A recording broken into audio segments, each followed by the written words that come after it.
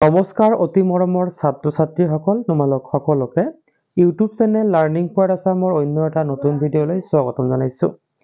এই ভিডিঅ'টোত শংকৰদেৱ শিশু বিদ্যা নিকেতনৰ তৃতীয় শ্ৰেণীৰ বিজ্ঞান বিষয়ৰ পাঠ নম্বৰ 15 বল আৰু কাৰ্য নামৰ পাঠত থকা সম্পূৰ্ণ প্ৰশ্ন উত্তৰখিনি আলোচনা কৰিম। তোমালোকে ভিডিঅ'টো শেষলৈকে চাবা আৰু ভিডিঅ'টো চাই ভাল পালে তোমালোকৰ বন্ধু বান্ধৱীৰ সৈতে শ্বেয়াৰ কৰিবা।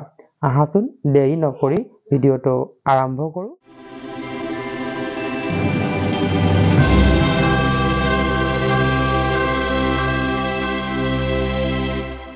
চোৱা, প্ৰশ্নাৱলীৰ প্ৰথম 1 নম্বৰ প্ৰশ্নটো দিয়া আছে বল মানে কি?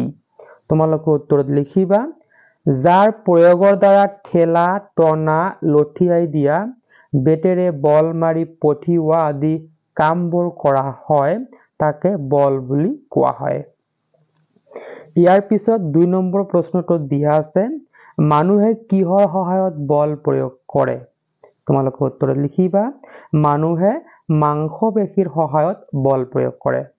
3 নম্বৰ প্ৰশ্নটো দিয়া আছে আমি দৈনন্দিন কামত ব্যৱহাৰ কৰা 5 বিধ সঁজুলিৰ নাম লিখা। তোমালোকে উত্তৰত লিখিবা আমি দৈনন্দিন কামত ব্যৱহাৰ কৰা 5 বিধ সঁজুলিৰ নাম হ'ল বিভিন্ন সঁজুলি আছে। ইয়াৰ ভিতৰত মই 5টা নাম লিখিছো দা, কটাৰী, কুঠাৰ, কোৰ আৰু কেঁচি।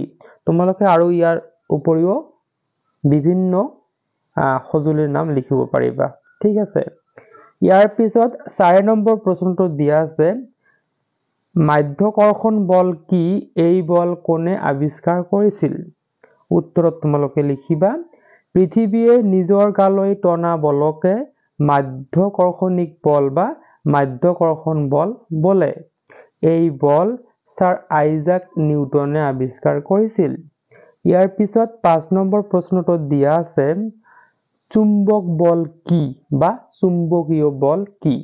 তোমালোকে উত্তৰত লিখিবা লৌহজাতীয় পদাৰ্থক চুম্বকে কৰা আকৰ্ষণক চুম্বকীয় বল বা চুম্বক বল বোলে।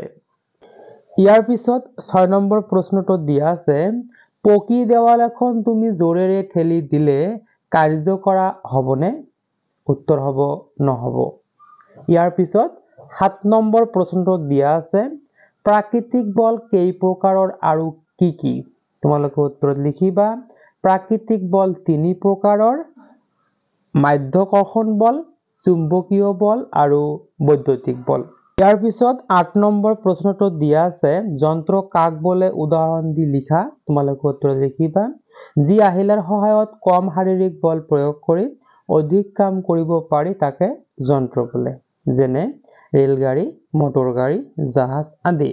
ইয়াৰ পিছত 9 নম্বৰ প্ৰশ্নটো দিয়া আছে শুদ্ধ নে অশুদ্ধ লিখা। ইয়াৰে ক নম্বৰত দিয়া আছে খৰি ফলা, দৌৰা আদি কামত শাৰীৰিক বল প্ৰয়োগ নহয়। এইটো একেবাৰে অশুদ্ধ হয়।